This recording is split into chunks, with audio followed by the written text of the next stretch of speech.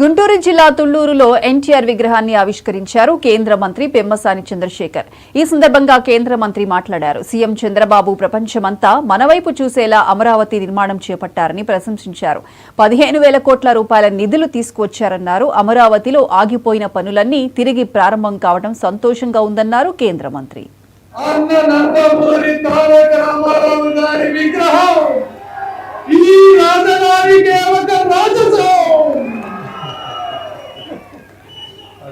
అన్న నందమూరి తారక రామారావు గారి ఆశయాలను మన గౌరవ ముఖ్యమంత్రి నారా చంద్రబాబు నాయుడు గారితో మాత్రమే సాధ్యమని చెప్పడానికి ఒక నిదర్శనం అమరావతి అనే ఒక మహానగరం.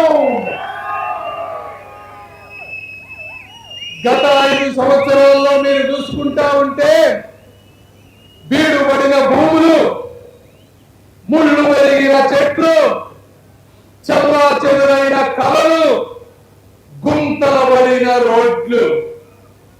మరి ఈరోజు చూస్తా ఉన్నారు 15,000 కోట్ల రూపాయల కేంద్ర నిధులు ఈరోజు ఇక్కడ పారబోతా ఉన్నాయి.